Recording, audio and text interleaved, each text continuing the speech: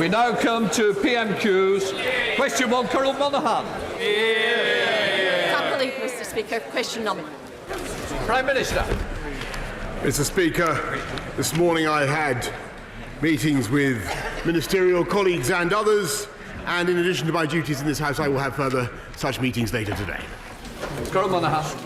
Thank you, Mr Speaker. Monday was Holocaust Memorial Day, when we remember those who suffered under Nazi persecution. During this dark time, Britain stood out as a beacon of hope, and 10,000 Jewish children came here with the Kinder transport. When his government rejected Lord Dubb's amendment on unaccompanied child refugees, Britain's beacon dimmed. Will the Prime Minister now devolve powers over immigration to Holyrood to allow Scotland to be that beacon of hope? Mr Speaker, I think she does a disservice to this country's reputation and to its record, because we have not only taken 41,000 children, unaccompanied children, since 2010, but I think this whole country can be very proud of everything that we continue to do to commemorate the Holocaust and what took place then. Bill Wigan. I know that my right honourable friend would never put our country at risk. I also know that he was born in America. So what plans does he have to convince the US Secretary of State that the Huawei deal is safe not only for our constituents but also for our allies? I thank my right honourable friend, and he raises a most important point, which I know is of great concern to members across the House. And I want to assure the House, and indeed the country, that I think it is absolutely vital that people in this country do have access to the best technology available, but that we also do absolutely nothing to imperil our relationship with the United States, to do anything to compromise our critical national security infrastructure, or to do anything to imperil our extremely valuable cooperation with Five Eyes security partners. Leader of the Opposition, Jeremy Corbyn. Thank you, Mr Speaker. I'm sure the whole House will want to send our thoughts to the family and friends of the Royal Marine soldier who sadly died in a training incident earlier this week. And if you'll forgive me, Mr Speaker, could we take just a minute to pay tribute to Nicholas Parsons, who passed away this week, and thank him for his work in broadcasting. This Friday, the UK will be leaving the European Union. The actions we take over the months and years ahead will shape our future role within the international community for generations to come. Britain's role in the world will face one of its most important tests later this year when COP26 meets in Glasgow to discuss the need for drastic action to tackle the climate emergency. Given the scale of the crisis, does the Prime Minister think that we as a country should be financing billions of pounds on oil and gas projects all around the world? Well, Mr Speaker, let me first of all say in deference turned in memory of Nicholas Parsons, I think we should all avoid hesitation, deviation or repetition in this House, and I can answer very clearly by saying I do think it important that the UK continues to campaign against hydrocarbon emissions of all kinds, as we do, and he will have noticed that we have just decided to ban support for all extraction of coal around the world, and that is a massive step forward by this country. Jeremy Corbyn. Speaker, the report from the BBC and Unearthed investigation has revealed that a government agency has helped to finance oil and gas projects which will emit 69 million tonnes of carbon a year, nearly a sixth of the total emissions from this country alone. The effects of climate change have been felt in this country with flooding in Yorkshire and the Midlands, and of course with the wildfires in Australia. Despite pledging to reach net zero emissions by 2050, on current track the government will only meet the target by 2099. Can we afford to wait another 79 years before we reach net zero in this country? Mr Speaker, this government has doubled spending on tackling climate change internationally to £11.6 billion, and I'm not surprised actually, because he's so pessimistic, he's so gloomy. Don't forget, Mr Speaker, that this country has reduced CO2 emissions already by 42% on 1990 levels, whilst the economy under this Conservative government has grown by 73%. That's our record. We can do both. Prime Minister Jeremy Corbyn has voted against every proposal to take action on climate change until he became Prime Minister. I hope for the sake of our future he changes his mind before COP26 meets in Glasgow. And speaking of failing to take a global lead on climate change, the US Secretary of State is visiting later today. President Trump's latest Middle East peace plan is not a peace plan. It will annex Palestinian territory, lock in illegal Israeli colonisation, transfer Palestinian citizens of Israel and deny Palestinian people their fundamental rights. When the government meets with the US Secretary of State later today, will he make it clear that the British government will stand for a genuine, internationally backed peace plan rather than this stuff proposed by Trump yesterday? Well, Mr. Speaker, let's be clear. This is a problem that has bedeviled the world for decades, and the Middle East, of course, in particular. No peace plan is perfect, but this has the merit of a two-state solution. It is a two-state solution. It would ensure that Jerusalem is both the capital of Israel and of the Palestinian people. And I urge him, rather than being so characteristically negative, to reach out to his friend, my friends, our friends in the Palestinian Authority, to Mahmoud Abbas, for whom I have the highest respect, and urge him for once to engage with this initiative, to get talking rather than to leave a political vacuum. Jeremy Corbyn. I have the greatest respect for President Abbas and those in the Palestinian Authority. I've met them many times. And as the Prime... Mr. Speaker, this is actually a very serious issue, and I think the Prime Minister should acknowledge that President Trump's plan will not bring any move towards peace, has no support from any Palestinian anywhere in the world, and maybe this would be a good opportunity for the British government to say frankly and candidly to the US, on this you are wrong. There needs to be a two-state solution with international support. The kind of test for this country for the future has to be how we work to end conflict abroad. The Saudi Arabian-led intervention in Yemen has led to the needless deaths of innocent men, women and children. Yet this government has broken the ban on Saudi arms sales 3 times, while Donald Trump has vetoed a ban on arms exports 3 times. Will the Prime Minister confirm that he will respect his own ban and will, when he meets the US later today, ask them to stop selling arms to Saudi Arabia while they continue the bombardment of the people of Yemen? Prime Minister. Well, as he knows, the Saudi-led operation in Yemen is supported by the UN, a UN mandate to restore the government of Yemen. And it is absolutely vital. He's completely correct that the crisis in Yemen continues, and it's a tragedy for the people of Yemen. But I think what he should rather be doing is supporting the activity of the British UN negotiator, Martin Griffiths, who is doing a fantastic job in trying to bring the sides together and to get a peaceful solution led by Yemenis. Jeremy Corbyn. Of course they're trying to bring about a peace process, but it's not helped when one country supplies arms to Saudi Arabia, which has led to the deaths of 100,000 people in Yemen last year alone. According to Human Rights Watch, Saudi authorities have stepped up their arbitrary arrests, trials and convictions and killing of peaceful dissidents and activists, including a large-scale crackdown against the women's rights movement. When the Prime Minister heads to Riyadh later this year for the G20, will he make it clear that any future trade arrangement with Saudi Arabia will be dependent on an improvement of their human rights laws and their human rights record, particularly in respect of women in that country?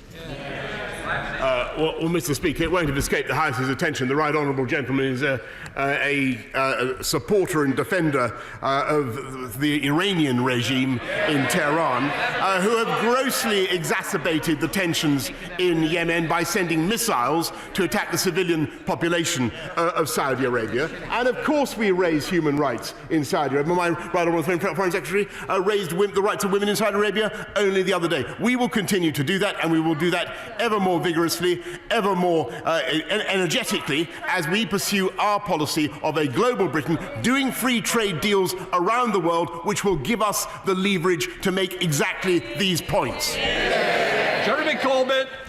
Mr. Speaker, I condemn human rights abuses in every country in the world, including Iran, Russia and anywhere else where they are committed. My question was, what is being done to ensure our future trade deals are dependent on good human rights in the countries that we deal with? 9 women are in Saudi prisons at the present time, merely for standing up for equal rights for women. 4 of them have received electric shock treatment during interrogation. Is that the kind of human rights we tolerate? I sincerely hope not. Britain, Mr. Speaker, is at a crossroads. We're leaving the EU and Britain's place in the world is going to change. The question is what direction it takes. The signs are that this government is prepared to sacrifice our country's interests and values for short-term political advantage and a sell-out trade deal with Donald Trump. As Foreign Secretary, he embarrassed this country, and as Prime Minister, he shows every sign of being prepared to sell it off.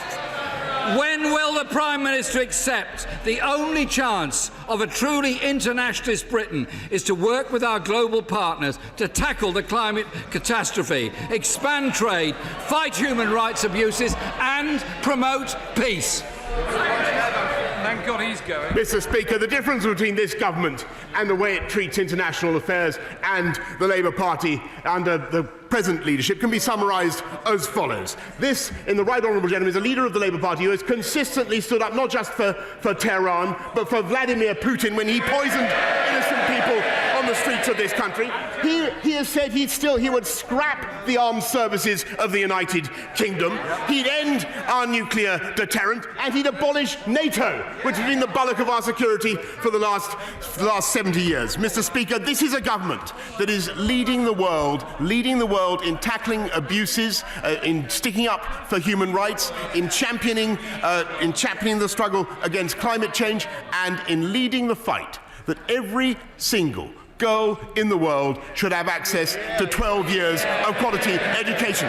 That is what global Britain under this government is delivering. He would isolate this country. He would deprive us of our most crucial allies. We are going to take this country forward, outwards, into the world. And, Mr. Speaker, in case I forgot to mention it before, we are going to deliver on our promises and take us out of the European Union, despite everything that he and all the parties opposite tried to do this Friday. Thank you, Mr. Speaker. This Conservative government has an incredible opportunity with our Prime Minister's vision to deliver change by driving forward the levelling up of parts of the country which have lagged behind London. Will the Prime Minister confirm that beautiful Hastings and Rye will not be overlooked in the process of levelling up, and that the necessary investment will be made in our transport infrastructure, education and health to unleash our bags of talent and potential? Yes, Mr. Speaker, I can confirm that the infrastructure revolution will, of course, penetrate all the way to Hastings and Rye and across the whole country, and in it there will be in addition £100 million for the redevelopment of the Conquest Hospital and Eastbourne District Hospital, which I know will be of benefit to her constituents. Blackford. Thank you, Mr. Speaker. Scotland, of course, has been dragged out of the European Union against our will. We hope our European friends will leave a light on for Scotland. Mr. Speaker, during the EU referendum, the Chancellor for the Duchy of Lancaster said that when it comes to immigration, it would be for the people of Scotland to decide. Right. Mr. Speaker, on Monday, the Scottish Government published its plans for a Scottish visa, doing just what the Right Honourable Member promised Scotland should be able to do. Before the ink was even dry, these proposals were rejected without consideration. Since the Prime Minister would never reject a proposal before reading it, can he tell the House on what points he disagrees with Model 3? And if it helps, Mr. Speaker, it was outlined on page 20 of the proposal. Well, Mr. Speaker, I'm every sympathy with the industries and businesses of Scotland that need to allow workers to come freely to, for the seasonal agricultural worker scheme we have doubled. and that's very, very important. And I thank the lobbying and representations I've had from Conservative colleagues in Scotland on that point. But I think the idea of having a Scottish-only visa, Mr. Speaker, with a border at Berwick and a wall inspection posts, I think this is absolutely fanciful and deranged. And whatever there may be on page 20 of his document, I doubt the relation of Scotland to oblivion, that fails to deliver results at their schools. Mr. Speaker, it may interest you to know that the SNP have not had a debate in their parliament on education for 2 years. What are they debating today? Whether or not to fly the EU flag. They should get on with the day job, Mr. Speaker. Andrea Jenkins. Andrew Jenkins. Here. The House can expect an announcement very shortly. Angela Crawley. Thank you, Mr. Speaker. Now, this Prime Minister has shown no respect for Scotland. In fact, so will he listen to the Scottish food and drink sector, who currently employ 40,000 EU nationals? Now we have 46,000 roles needing filled by 2030. Mr. Speaker, the figures are clear. Immigration is an urgent priority for Scotland. So when will this Prime Minister accept that Scotland must have the flamboyance of flamingos? Mr. Speaker, I look forward to seeing her famous flamboyant flamingos at the earliest opportunity, but I can tell her that our environment plan does place biodiversity frameworks on a statutory footing. Whether or not 193 passengers and crew was caused by seafarer fatigue. Will he agree to meet a cross-party group of MPs to discuss this issue and try to put this issue to bed once and for all, and indeed to protect British seafarer jobs? Can I just say to the honourable gentleman, he's absolutely right to raise this, and I think it is a serious issue. I've been told that the replacement crew's working pattern meets the requirements of international maritime conventions, but plainly there are concerns that we have for all the reasons that he mentions. Perhaps the shortest answer I can give is that I know that my right honourable friend, the Transport Secretary, will be only too happy to meet him and others concerned. Andy Carter. This week in my constituency of Warrington South, the much-anticipated Chapelford Medical Centre opened, improving GP... who believe it's essential for patient safety. Will the Prime Minister intervene to use his good offices to help us break this deadlock? Otherwise, patient safety will be put at risk at the Royal Shrewsbury Hospital. I thank my honourable friend for raising that issue, and I can tell him that we are indeed getting on with that job, and my right honourable friend, the Secretary of State for Health, says that he will personally intervene to ensure that that is done. Ronnie Cowan. Thank you, Mr. Speaker. Where the MAC report proposes a reduction in salary thresholds from £30,000 to £25,600, it does not go far enough. Given that around half of the Scottish employees earn less than the proposed threshold, that rises to almost 90% in the vital care sector. Does the Prime Minister agree that protecting Scotland's care sector with a tailored migration system is more important than his ideological obsession of cutting immigration? Mr. Speaker, I think the House should be clear that we do not wish in any way to deprive any part of the UK of the labour that it needs. But we will, and we have special provisions to ensure that Scotland is properly catered for. And as I say, we've doubled the seasonal agricultural workers scheme. But we will respond in due course to the stipulations of the Migration Advisory Committee. Thank you very much, Mr. Speaker. I know my right honourable friend is very fond of the north east of Scotland, having visited twice in the last year. So will he commit here today to delivering the long-awaited oil and gas sector deal, so we can work with that industry as it transitions to net zero and make Aberdeen and Aberdeenshire not just the oil and gas capital of Europe, but the energy capital of the world?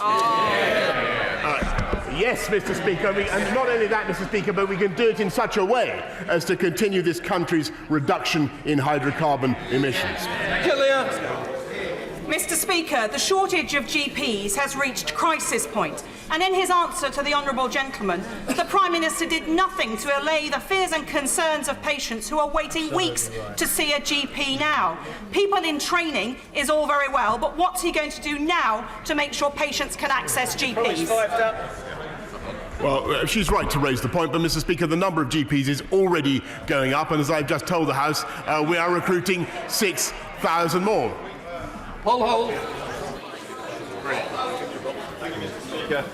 Yesterday's announcement of the Nexus contract being placed with the Swiss company Stadler instead of Hitachi Rail, who are based in my Sedgefield constituency, is, in my opinion, inappropriate and takes no account of the socio-economic benefit to us of UK-based business. I hope to see a positive decision on HS2 with its potential to reconnect the North with London, and would ask the Prime Minister to ensure that UK-based businesses like Hitachi see that investment in the UK properly recognised in the procurement process. Yes.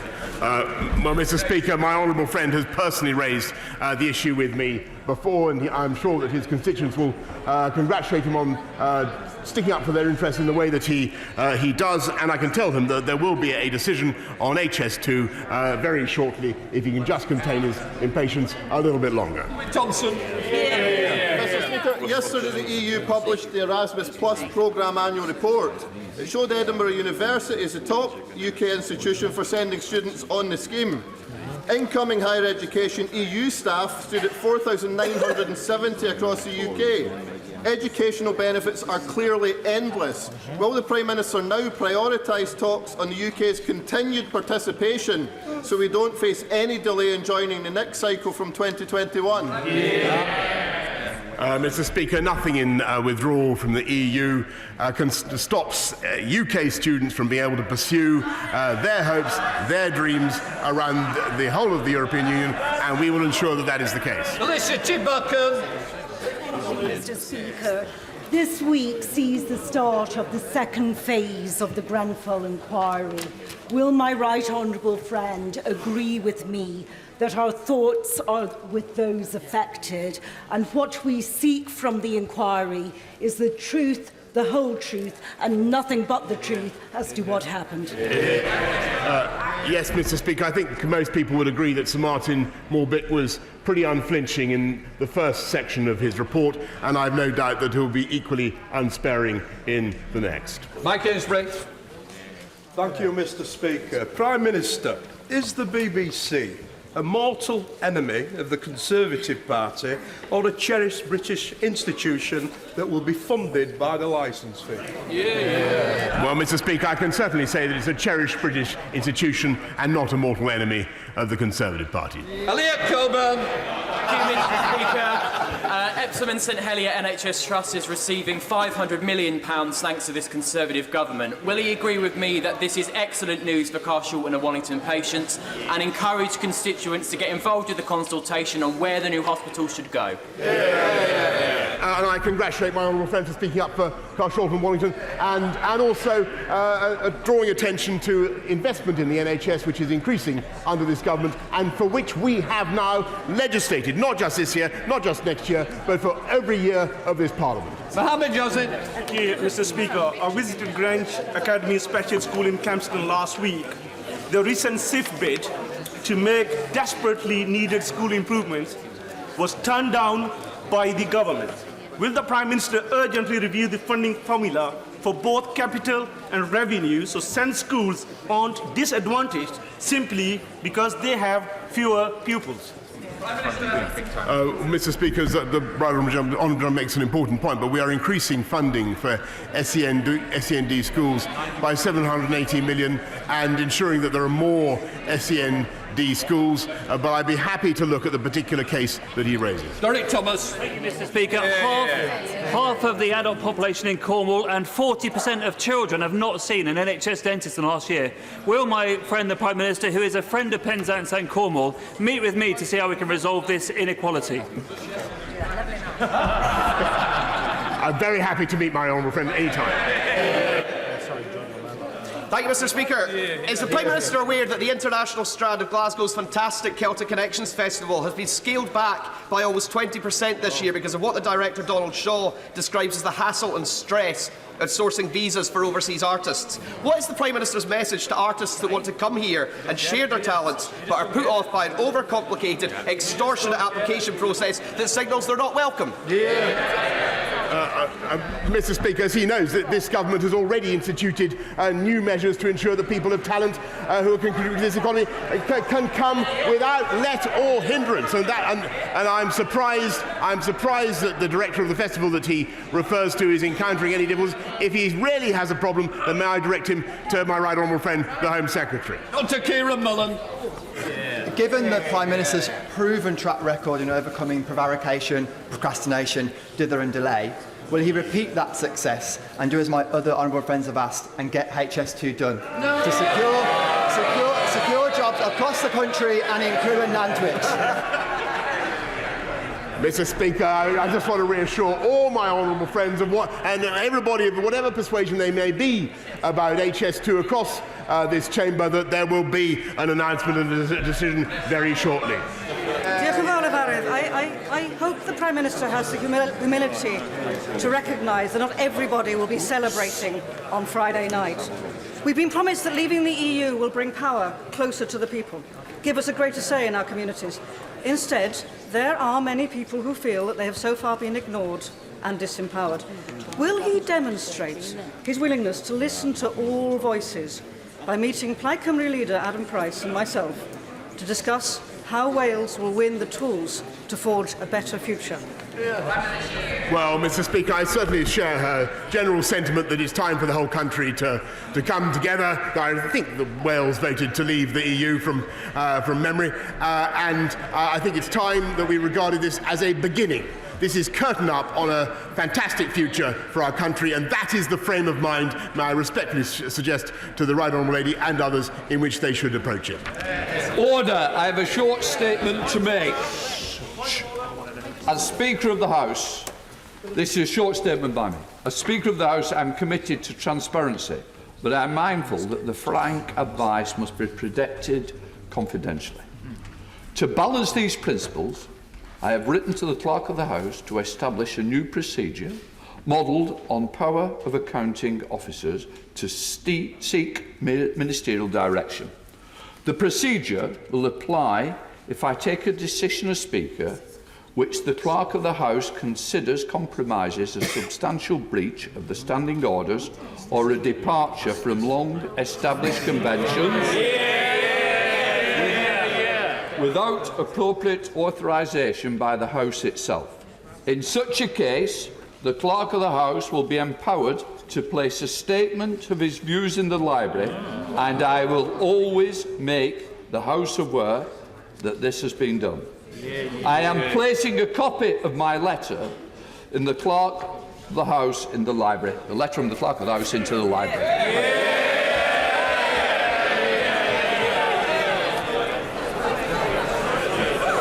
Just give me, I want to...